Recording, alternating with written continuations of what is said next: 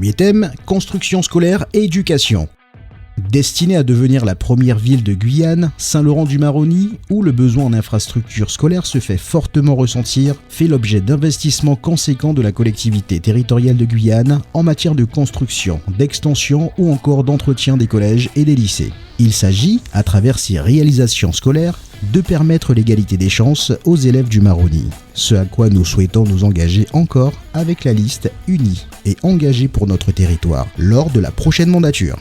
Pleinement consciente des besoins liés à l'accroissement de la population et donc à l'augmentation des effectifs en termes d'éducation, la collectivité territoriale de Guyane a tout mis en œuvre afin d'offrir de meilleures conditions d'études aux collégiens et lycéens du territoire.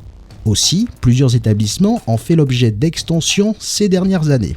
C'est le cas du collège Arsène Bouillet d'Angoma, dont les travaux se sont achevés en 2017 pour un financement s'élevant à 1,3 million d'euros et qui bénéficiera d'une extension en 2022, évaluée à 10,4 millions d'euros. Du lycée Raymond Tarcy, qui a également pu bénéficier d'une extension pour un montant total de 2,1 millions d'euros.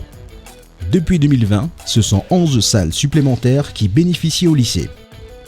Dans l'anticipation de l'augmentation du nombre d'élèves et donc de besoins en nouveaux établissements, la construction du collège 6 de Saint-Laurent-du-Maroni a été actée. Ici, ce sont 22 millions d'euros qui sont investis. La livraison prévue à la rentrée scolaire 2022. Ce nouveau collège accueillera 600 élèves, des salles banalisées et spécialisées, une SECPA, un service de restauration, des logements de fonction, un plateau sportif extérieur ou encore un hall sportif couvert. Durant les prochaines années, nous prévoyons de concrétiser les travaux de réhabilitation prévus au niveau de l'internat du lycée Berthème-Juminaire, offrant ainsi des places supplémentaires dès 2023, mais aussi un lieu de rassemblement, coût total de l'opération 4,7 millions d'euros. De suivre l'avancement du projet de lycée 4 de Saint-Laurent-du-Maroni avec une capacité d'accueil de plus de 1000 élèves. Il est prévu pour 2024 et comprendra des filières générales, technologiques et professionnelles, ainsi qu'un service de restauration ou encore des logements, pour un coût évalué à 47 millions d'euros. De favoriser l'installation d'un pôle de l'Université de Guyane et d'un campus de la formation.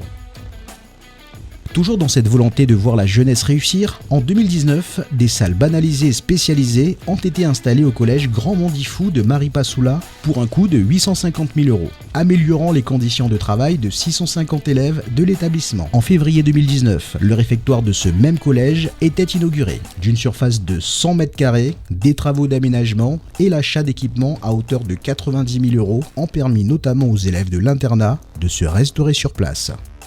En parallèle, l'internat qui accueille 107 élèves en semaine, mais également le week-end, nécessitait des travaux d'ampleur qui ont été engagés à hauteur de 5,4 millions d'euros.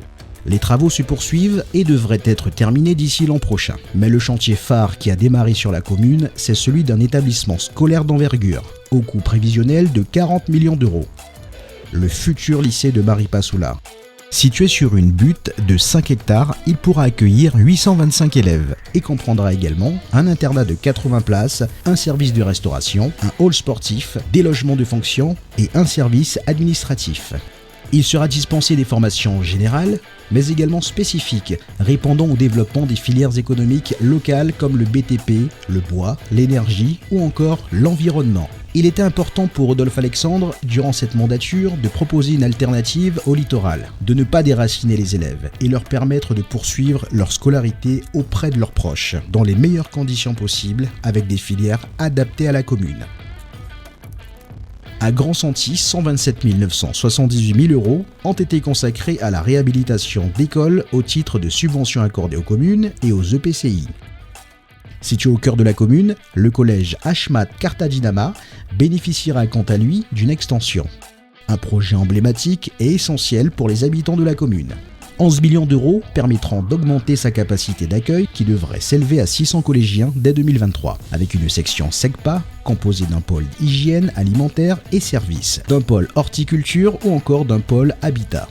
L'internat du collège se fera dans la foulée. Ce futur chantier est évalué à près de 5 millions d'euros.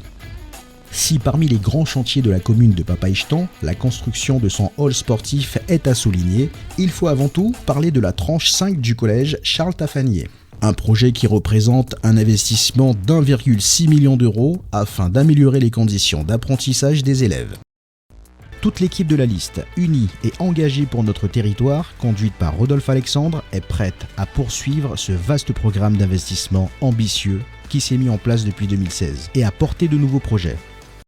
Notre programme comprend également des actions qui concernent l'ensemble du territoire et l'ensemble des compétences de la CTG, tant sur l'agriculture, le tourisme, le désenclavement numérique, le développement économique, la promotion des filières comme la pêche, mais aussi la formation professionnelle, l'insertion, la précarité, la jeunesse en danger, le développement durable, la biodiversité et l'action culturelle. Nous sommes prêts à nous mobiliser dès le début de la prochaine mandature si vous nous accordez votre confiance lors de ces élections territoriales 2021, ensemble vers un nouvel horizon pour la Guyane.